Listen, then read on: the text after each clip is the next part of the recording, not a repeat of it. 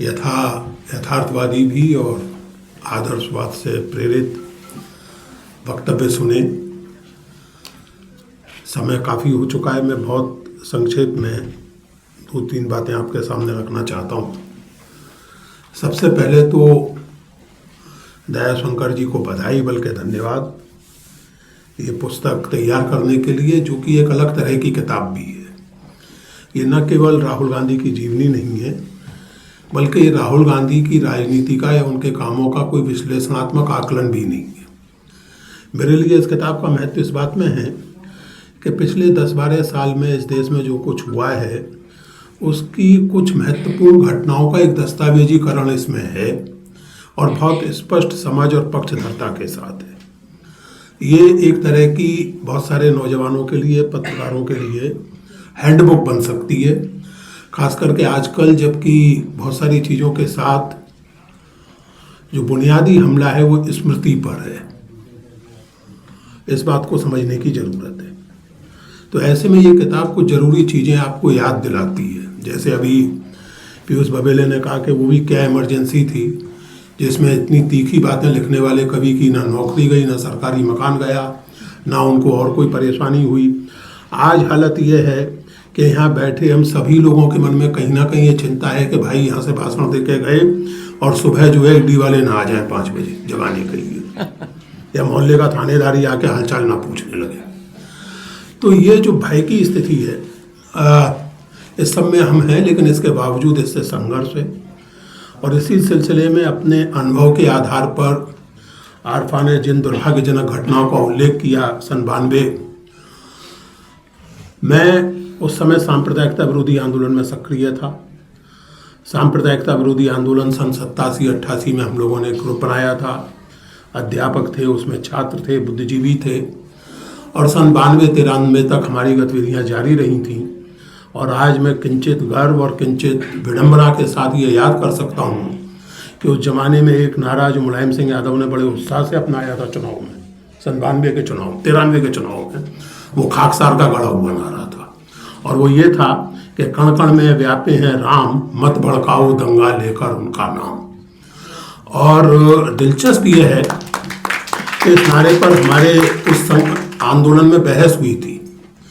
बहुत से मित्रों को लगा, क्योंकि देखिए अब मैं 2-3 बातें ऐसी कहने जा रहा हूँ और आखिर तक कहूँगा जो मुझे उम्मीद है कि आपको बुरी लगेंगी, नहीं लगेंगी तो मुझे दुख होगा, क्योंकि कुछ बातें सीधे सीधे साफ साफ कहने की ज़रूरत हमेशा होती है, आज बहुत है।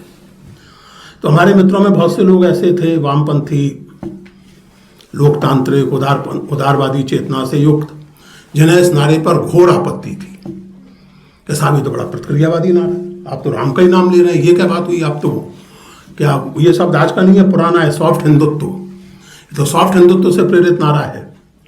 तो इन सब नारों का तो हम पर कोई प्रभाव पड़ा नहीं, मुझ पर दिलीप सिमियन और भगवान जोश ग्रुप में इस नारे के प्रचंड समर्थक थे। लेकिन एक मित्र ने एक बात कही, उससे मैं थोड़ा चिंतित हुआ। कहा कि भाई देखिए, इस समय का जो माहौल है उसमें ये नारा मुसलमानों को थोड़ा आशंकित कर सकता है और हमारे मैसेज पर इसका विपरीत प्रभाव पड़ सकता है। तो मैंने कहा हाँ, इस बात में दम हो सकती है, let us think about it. और हम एक तजर्बा करके देखते हैं। हम लोग पर्चे बांटते थे, हजारों की तादाद में पर्चे बांटा करते थे, हम जाते थे सब जगह। हमने कहा हमारा जो आज पुरानी दिल्ली में पर्चे बांटने का कार्यक्रम है, तो हमने ये पर्चे छप्पा रखे थे बड़े बड़े लाल रंग के, उनमें ये लिखा हुआ था। तो हमने कहा कि हम ये पर्चे बांटना शुरू करेंगे और शुरू में अगर प्रतिक्रिया कुछ प्रतिकूल रही तो हम ये पर्चे रोक लेंगे और आगे भी फिर इस नारे पर पुनर्विचार करेंगे कि इसको सांप्रदायिकता विरोधी आंदोलन का नारा हम बनाएं या ना बनाएं। तो एक प्रयोग के तौर पर हम लोग वहाँ गए। हमारे पास 10,000 पर्चे थे, वो 2 घंटे के अंदर अंदर खत्म हो गए। लोग मांग कर वो पर्चे पढ़ रहे थे। एक नौजवान को थोड़ी आपत्ति हुई तो उसे एक मुस्लिम बुजुर्ग ने समझाया कि बेटा बात को समझो, ये किन्हीं और राम की बात कर रहे हैं, ये उन राम की बात नहीं कर रहे हैं। हिंदुस्तान के इंग्लिश स्पीकिंग एलीट, जिनका एक हिस्सा मैं भी हूँ और यहाँ बैठे लगभग सभी लोग हैं, भले ही वो बहुत अच्छी अंग्रेजी बोलते हो या ना बोलते हो, लेकिन एक सोशियोलॉजिकल कैटेगरी के तौर पर हम सब लोग इंग्लिश स्पीकिंग एलीट का ही हिस्सा हैं। हमें इस देश की परंपरा, इस देश की संस्कृति, इस देश की खूबियों खामियों को थोड़ा सा नए सिरे से डिस्कवर करने की जरूरत तो है। ये तो जरूरी है। ये तो सच है कि हमने एक इस तरह का डिस्कोर्स खड़ा किया है जिसमें हमें राम और राम का फर्क नहीं मालूम होता, जिसमें हमें ये नहीं मालूम होता कि जिन मुगल बादशाहों को सुबह शाम कोसे बिना कुछ लोगों का राष्ट्रवाद संतुष्ट नहीं होता, मैं अकबर वगैरह की बात नहीं कर रहा, संस्कृत काव्य शास्त्र के महान आचार्य, संस्कृत काव्य शास्त्र के अंतिम मौलिक विचारक कहे जाने वाले पंडित राज जगन्नाथ शाहजहां के दरबारी थे। शाहजहां ने ही उन्हें पंडित राज की उपाधि दी थी।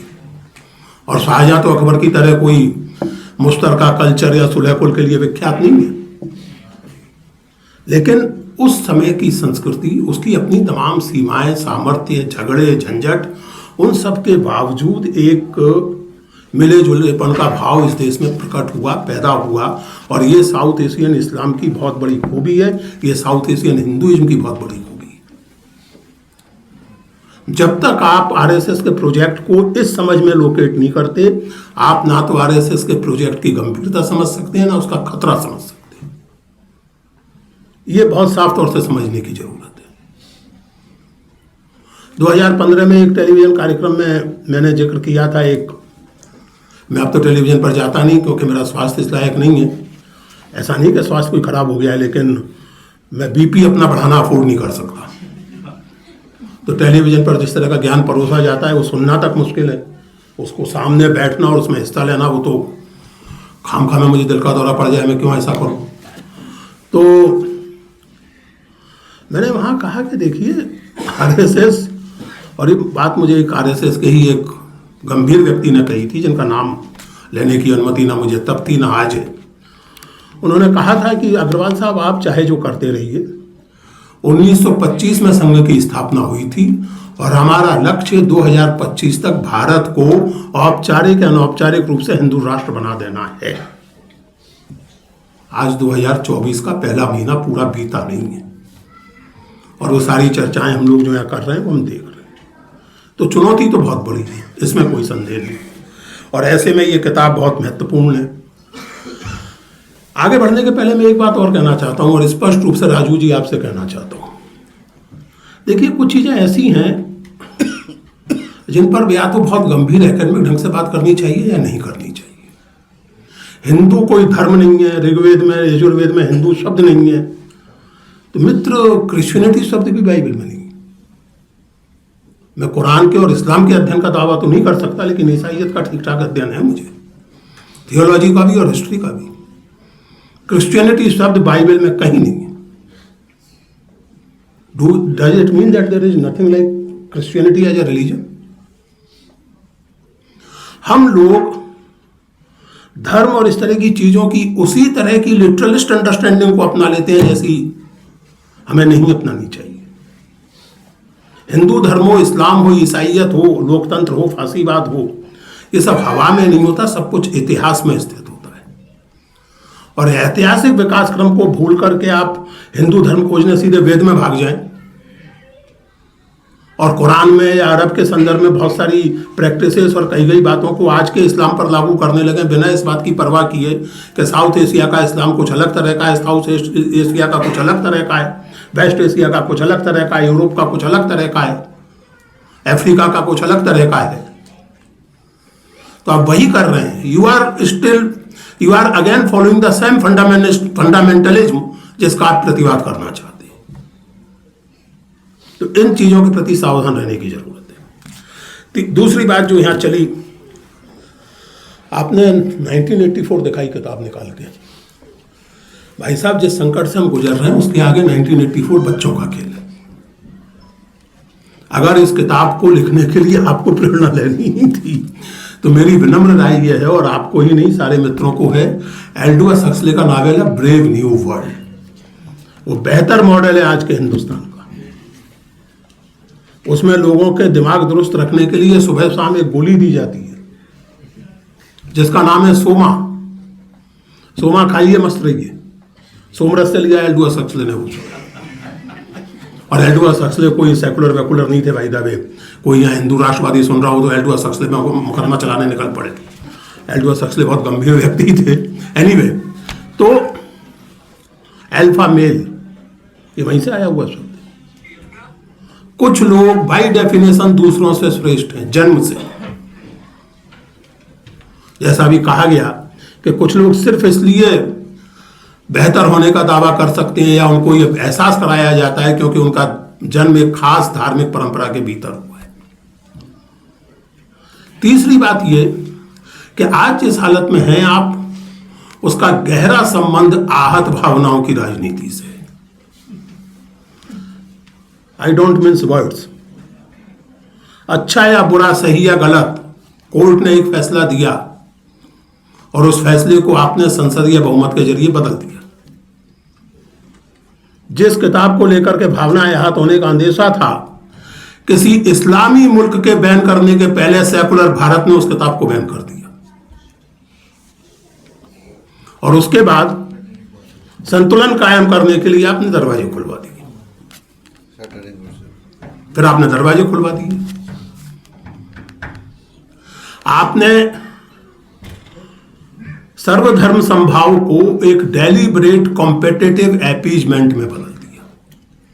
और तर्क क्या था? भावनाएं, फलाने धर्म की भावनाएं, ठिकाने धर्म की भावनाएं। आज हालत यह है कि आप 20 लोग इकट्ठे कर लीजिए, टेलीविजन वाले आ ही जाएंगे। आप किसी भी अच्छी भली किताब, किसी भी अच्छी भली फिल्म को रुकवा सकते हैं। अभी अभी एक फिल्म पिछले दिनों नेटफ्लिक्स से या कहां से हटाई गई, मैंने वो फिल्म देखी नहीं है लेकिन मैंने सुना है उसके बारे में, अभी अभी हटाई गई है। पद्मावती जो बजाते खुद एक नहायत घटिया फिल्म थी, लेकिन उसके खिलाफ बोलने वाले मैंने सुना है कि टेलीविजन स्टूडियोज में तलवारें वलवारें लेके जाया करते थे। ये सब खेल वहां से शुरू होते हैं। भावनाएं आहत होती हैं, विवेक किसी का नहीं आहत होता। भावनाओं के स्वास्थ्य की सबको चिंता है, विवेक को टाइफाइड हुआ या मलेरिया हुआ है कोई परवाह नहीं करता। निसंकोच मैं कहना चाहता हूं आप सब लोगों से, मैंने एक नावल लिखा था 2016 में, नाको हस नाम का, जो अब अंग्रेजी में भी आ चुका है, मराठी में उसी समय आ गया था। उसे पढ़ लीजिए तो वर्तमान निजाम का कुछ मिजाज समझ में आएगा। नाको हस ये शब्द आपको किसी डिक्शनरी में नहीं मिलेगा क्योंकि मेरा गढ़ा हुआ शब्द है। ये एक्रोनिम है, national commission of hurt sentiments, आहत भावना आयोग। तो उसमें एक आहत भावना आयोग बन चुका है और इंटेलेक्चुअलों को उसमें बुला बुला के उनकी अक्ल ठीक की जाती है, क्योंकि आमतौर से इंटेलेक्चुअली भावनाएं याद करते रहते हैं। आप सोचिए, अभी आप वोकैबुलरी की बात कर रही थी, इंटेलेक्चुअल टेररिज्म, ये फ्रेज इस देश की संसद में बोला गया है और ये फ्रेज इस देश के कुछ बुद्धिजीवी भी बोलते हैं।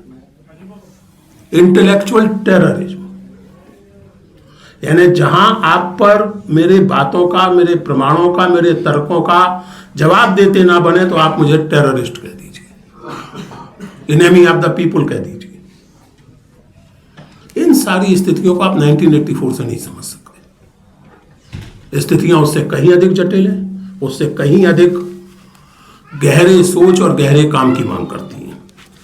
दूसरी बात ये, बहुत सुंदर रूपक दिया गया अभिमन्यु का। मेरा निवेदन यह है कि इस समय हिंदुस्तान को अभिमन्यु की नहीं, अर्जुन की जरूरत है। क्षमा करेंगे, अभिमन्यु के प्रति पूरे सम्मान और श्रद्धा के साथ, और अभिमन्यु से जिनकी तुलना की जा रही है राहुल गांधी, उनके प्रति पूरे सम्मान के साथ मैं ये निवेदन करना चाहता हूं कि चक्रव्यूह में घुसने का साहस बेहद सराहनीय है, लेकिन उससे कहीं अधिक सराहनीय है वो धीरज जिसके जरिए आप चक्रव्यूह से निकलने की जुगत भी सीख सकें। क्योंकि ये रूपक स्मृति में जिस तरह संपन्न हुआ, जरूरी नहीं कि वैसे ही यहां भी संपन्न हो जाए। हमारी सांस्कृतिक स्मृति में तो अंत पंत आखिरकार पांडव जीत गए, कौरवों का विनाश हो गया, धर्म की स्थापना हो गई, आदि आदि जो भी होना था। जरूरी नहीं है कि 21वीं सदी के हिंदुस्तान में भी वैसा ही हो जाए। इसलिए अभिमन्यु बनना पर्याप्त नहीं है। आप बहुत नैतिक पॉलिटिक्स करें, बहुत अच्छा काम करें, बहुत जरूरी है, लेकिन जो भी अच्छा काम, जो भी नेक काम आप करें वो लोगों तक पहुंचे, आपकी छवि के निर्माण में सहायक हो, आपके बारे में जो 50 तरह के उटपटांग प्रचार किए जाते हैं, उनकी व्यवस्थित रूप से काट करना भी आपका, यानी राहुल जी का और आपके समर्थकों और आपकी पार्टी का काम है। ये रवैया नहीं अपनाया जा सकता कि बहुत एक बड़ा फेमस, बड़ा पॉपुलर ये है साहब, लोग कहते रहते हैं कि झूठ के पैर नहीं होते, झूठ के पैर नहीं होते। मुझे वो बात हमेशा याद होती है कि पैर नहीं होते होंगे, पर होते हैं। जब तक श्रीमान सच अपने जूतों के तस्मे बांध रहे होते हैं, तब तक झूठ सारे शहर का चक्कर मार चुका होता है और जो नुकसान करना होता है वो कर चुका होता है। तो इस तरह की बातें अच्छी हैं, महत्वपूर्ण हैं, लेकिन प्लीज अब वो समय नहीं है कि आप कह सकें कि कोई बात नहीं, पराजित हो जाएंगे तो हो जाएंगे, असफल हो जाएंगे तो हो जाएंगे। ये व्यक्ति की पराजय और व्यक्ति की विफलता का सवाल नहीं है, इसलिए ये सब नहीं चलेगा। इस किताब में बहुत महत्वपूर्ण सूचनाएं हैं और उससे कुछ सबक हम ले सकते हैं। अतीत की 2-1 बातें दोहराना चाहता हूं। इस किताब में जो क्या था, वो इंडिया अगेंस्ट करप्शन। मैं तो उस समय कुछ बोल नहीं सकता था क्योंकि मैं एक संवैधानिक पद पर था और रहते हुए किसी तरह की राजनीतिक टिप्पणी कर नहीं सकता था, लेकिन निजी तौर पर मैं लोगों से कहा करता था कि यार ये अद्भुत लोकपाल है, क्योंकि अगर ये लोकपाल बन गया मान लीजिए और लोकपाल भी करप्ट हो गया तो फिर उसके ऊपर 100 पर लोकपाल। वो कहानी आप लोगों ने सुनी होगी कि वो चूहे को पकड़ने के लिए बिल्ली रखी, बिल्ली पे कंट्रोल करने के लिए कुत्ता रखा, कुत्ते वगैरह वगैरह। तो एक तो ये सबक भविष्य के लिए सीख लीजिए। बोफोर्स से लेकर आज तक का इतिहास इस बात का प्रमाण है कि भ्रष्टाचार का तमाशा, भ्रष्टाचार का सवाल आमतौर से फासिस्टों के लिए मार्ग प्रशस्त करने का माध्यम होता है। आज कहाँ है लोकपाल भाई दबे? आप में से कोई मुझे बता सकता है? यहाँ सब ज्ञानी लोग बैठे हैं, कोई स्कूली छात्र नहीं बैठे। भारत गणराज्य के अत्यंत महत्वपूर्ण पद लोकपाल पर विराजमान सज्जन का नाम क्या है? क्या ऐसा कोई पद है भी? अगर है तो उसने पिछली बार किस करप्ट मिनिस्टर को या किस करप्ट ब्यूरोक्रेट को पेश होने का समन किया? ईडी के समन तो 10 आते रहते हैं, लोकपाल का समन किस किस को गया है? खुद दिल्ली में लोकपाल बन चुका है क्या? तो एक तो इस किताब का महत्वपूर्ण योगदान ये है कि उस सारे आंदोलन की जो जेनियोलॉजी है, उस आंदोलन की जो बनावट है, लेकिन जिस पर विचार करने की जरूरत है। आपने स्टॉकहोम सिंड्रोम का जिक्र किया। मुझे लगता है कि हिंदुस्तान की राजनीति में एक सिंड्रोम रहा है जो लगभग उतना ही चिंताजनक है, और वो सिंड्रोम है एंटी कांग्रेसिज्म का सिंड्रोम। जो भी कांग्रेस के विरोध में है वो इतना पवित्र है कि उसका समर्थन कर देने में कोई हर्ज नहीं। याद कीजिए बाबा रामदेव के धरने में कौन कौन जाके समर्थन देके आए थे। कुछ नाम इन्होंने लिखे हैं, कुछ आप लोग याद कर लीजिए। याद कीजिए वो अरविंद केजरीवाल और क्या नाम है उन सज्जन का, अन्ना हजारे, उनको दूसरा गांधी कौन कौन कह रहा था, और किस किस तरह के राजनेता, किस किस तरह के लेखक, किस किस तरह के जनवादी, प्रगतिशील, क्रांतिकारी आदि आदि सब भ्रष्ट सरकार के खिलाफ अलग जगाने में दूसरे गांधी के साथ थे। तो स्टॉकहोम सिंड्रोम चिंताजनक है, और इस समय हम स्टॉकहोम सिंड्रोम से गुजर रहे हैं। ये आपने सही कहा, बहुत सही कहा कि जनता इतनी समझदार हो गई है कि अपना विनाश चाहने लगी है। ये सचमुच स्टॉकहोम सिंड्रोम है कि नौकरी मिले ना मिले, रोजगार मिले ना मिले, परिवार की सुरक्षा हो या ना हो, मंदिर तो बन रहा है जी, मुसलमानों की तो अकल ठिकाने लाई जा रही है जी, वगैरह वगैरह। This is really Stockholm syndrome. लेकिन स्टॉकहोम सिंड्रोम जैसा ही एक सिंड्रोम और भी, और वो एंटी कांग्रेसिज्म सिंड्रोम, उससे भी बचने की जरूरत है। तीसरी और संभवतः आखिरी बात मैं ये कहना चाहता हूं कि बात केवल सांप्रदायिकता की नहीं है, ये समझ लीजिए। और इसीलिए मसला केवल मुसलमानों का या दीगर माइनॉरिटीज का नहीं है। बात लोकतंत्र की और लोकतांत्रिक व्यवस्था की नहीं, लोकतांत्रिक मिजाज की है। यह हमेशा याद रखना चाहिए कि लोकतंत्र केवल संख्याओं का खेल नहीं होता। अगर संख्याओं के खेल की दृष्टि से देखें तो नरेंद्र मोदी अत्यंत लोकतांत्रिक प्रधानमंत्री हैं। 300 से अधिक लोकसभा में उनके पास सीटें हैं। हिटलर अत्यंत लोकतांत्रिक नेता थे, चुनाव जीत कर ही आए थे। तो लोकतंत्र केवल संख्याओं का खेल नहीं होता। लोकतंत्र संस्थाओं और मर्यादाओं की व्यवस्था है। लोकतंत्र में अलग अलग संस्थाएं, अलग अलग जो शासन की प्रणालियां हैं या ऑर्गन्स ऑफ स्टेट हैं, उनको अलग अलग रखा जाता है, उनको एक निश्चित रूप से स्वायत्तता दी जाती है।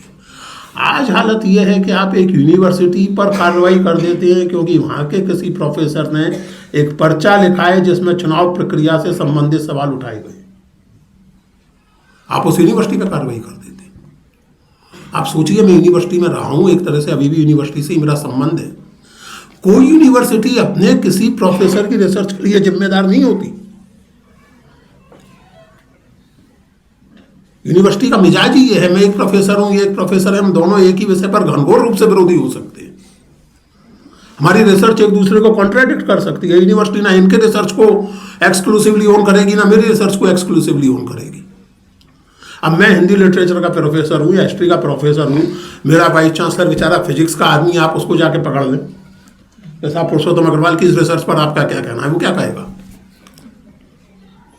ये हो रहा है इस देश में, तमाशे हो रहे हैं। तमाशे केवल ये नहीं हो रहे कि कौन कहाँ नाच रहा है, कौन क्या कर रहा है और कौन एंकर क्या कर रहा है। तमाशे ज्यादा गहरे लेवल पर हो रहे हैं और इसलिए ज्यादा चिंताजनक है। मीडिया की स्थिति, ये सब संयोग नहीं है। देखिए, ये कुछ भी मैंने कोई 2 बरस पहले वायर में एक लेख लिखा था, द एविडेंस ऑफ स्टुपिडिटी, मूर्खता का सैलाब या मूर्खता का तूफान। उसकी केंद्रीय स्थापना ये थी, और ये मैं चाहता हूं कि आप लोग इस पर गौर करें, विचार करें। केंद्रीय स्थापना ये थी कि mass stupidity is never a natural calamity, it's always a man made disaster. जब कोई समाज व्यापक रूप से मूर्खता की पकड़ में आ जाए तो ये प्रकृति का प्रकोप नहीं होता, ये एक सोची समझी राजनीति रणनीति के तहत किया जाता है। और आप इस समय एग्जैक्टली उसी स्थिति में। और ऐसे में राहुल गांधी का नैतिक प्रतिरोध, उनकी निजी सामर्थ्य अत्यंत महत्वपूर्ण है, बहुत वंदनीय है, लेकिन पर्याप्त नहीं है। ये बहुत साफ तौर से समझ लीजिए। और ये व्यक्तिगत रूप से शहीदाना मुद्रा, जैसा मैंने कहा, अभिमन्यु मुझे नहीं चाहिए इस समय अभिमन्यु, मुझे अर्जुन चाहिए। तो क्या गांधी जी दोबारा भारत में आएंगे? नहीं, वो क्यों आएंगे दोबारा? गांधी जी काहे आए भारत में दोबारा? एक बार गोली मार दी, अब दोबारा आए? आप पैदा कीजिए अपना गांधी अपने समय का, बशर्ते वो अन्ना हजारे ना हो। गांधी जी दोबारा भारत आएंगे, जवाहरलाल जी दोबारा भारत आएंगे, काहे को आएंगे? कबीरदास दोबारा भारत आएंगे, तुलसीदास आएंगे, काहे आएंगे भाई? उनसे सीखिए, उनसे प्रेरणा लीजिए। उनको दोबारा बुला के क्या करेंगे बेचारे? एनीवे, छोड़िए। आज से 8 ही दिन बाद है जब गांधी जी को गोली मार दी गई थी, इंसानियत की और संवेदना की और एक इंक्लूसिव किस्म की रिलीजियोसिटी और इंक्लूसिव किस्म के नेशनलिज्म की बात करने के लिए। तो क्या बैलेट पेपर से वोटिंग होगी इस बार? अभी पहले बातचीत। आप मित्र, आपको गलतफहमी हो गई है, मैं सेंट्रल इलेक्शन कमीशन नहीं हूं। यह सवाल उनसे पूछिए, सेंट्रल इलेक्शन कमिश्नर से, इसका उत्तर मैं नहीं दे सकता।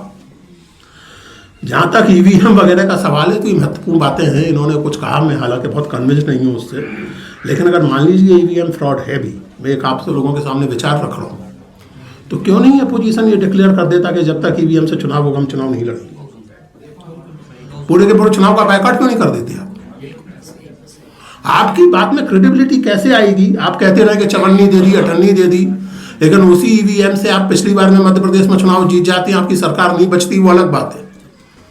उसी ईवीएम से आप राजस्थान में पिछली बार चुनाव जीत जाते हैं, उसी ईवीएम से आप इस बार तेलंगाना में जीत जाते हैं, और फिर आप समझते हैं कि लोग इस बात पे विश्वास कर देंगे कि ईवीएम फ्रॉड है। टेक्निकलिटीज अपनी जगह, पॉलिटिक्स हमेशा टेक्निकलिटी से नहीं चलती है। अगर आपको विश्वास है कि ईवीएम फ्रॉड है तो इतना नैतिक बल उत्पन्न कीजिए कि आप घोषणा कर दीजिए कि कोई अपोजिशन पार्टी चुनाव नहीं लड़ेगी। अभी भी इंटरनेशनल ओपिनियन में दम है, और इंटरनेशनल ओपिनियन की परवाह ये सरकार बहुत ज्यादा करती है, खास करके वेस्टर्न इंटरनेशनल ओपिनियन की। तो या तो वो चीजें कीजिए, अदरवाइज इन बातों में कुछ नहीं रखा है। अब जैसे पार्टी की जो बात हो रही थी और ये सब, आपने इसमें उनका जिक्र किया है, वो कौन, वो युवक, क्या नाम है उन सज्जन का? धीरेन्द्र, क्या नाम है? धीरेन्द्र शास्त्री या क्या है वो? हाँ, धीरेन्द्र कृष्ण शास्त्री, उनकी आपने चर्चा की है। वो अपने प्रवचनों में हिंदू राष्ट्र की मांग करते हैं, क्या क्या करते हैं। कमलनाथ जी वहां क्या करते हैं जाके? धीरेन्द्र जी के चरणों में बैठकर, और उन्हें छिंदवाड़ा कथा प्रवचन के लिए बुलाकर। मतलब आप मैसेज, एक पॉलिटिकल मैसेज तो दीजिए कम से कम। मैं किसी की धार्मिकता का विरोधी नहीं हूं। राहुल गांधी जनेऊ पहनते हैं, राहुल गांधी सहब है, इस पर मुझे कोई ऐतराज नहीं है। कमलनाथ जी भी वैष्णव वंश है, वो साथ, मुझे कोई ऐतराज नहीं है। लेकिन एक व्यक्ति जो एक पॉलिटिकल प्रोजेक्ट के तहत काम कर रहा है, आप खुद ऐसा मानते हैं, वो बाकायदा हिंदू राष्ट्र की और इसकी उसकी बात करता है, क्यों जा रहे हैं आप उसके पास? अपनी नीति में, अपनी राजनीति में, अपनी रणनीति में इतना भी विश्वास आपका नहीं है? इन सब चीजों से बात नहीं बनेगी मित्र। या जो भी कांग्रेस के मित्र, समर्थक, प्रशंसक, इस समय तो मजबूरी में हम सब लोग भी हैं, लेकिन जो भी कांग्रेस के पदाधिकारी या सदस्य आदि बैठे हैं, उन्हें इन चीजों पर सोचना पड़ेगा। ऐसे नहीं चलता। अभिमन्यु बनने का रोमांस, इश्क में नाकाम हो गए, देवदास बन गए, ये नहीं चलेगा। अब वो इसको नहीं चाहिए देवदास वाला के नाकाम हो गए, शराब पी पी के मर गए। अब वो इसको चाहिए कि इसको किया, मेहनत की, ताकत लगाई, संघर्ष किया और प्रेमिका को हासिल करके रहे। अब वो चाहिए, क्योंकि बात केवल आपके व्यक्तिगत संघर्ष, तपस्या और बलिदान की नहीं है।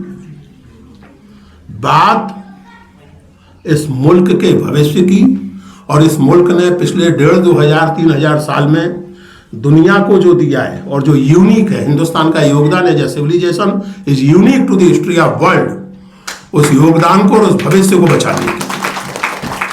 थैंक यू, धन्यवाद मित्र।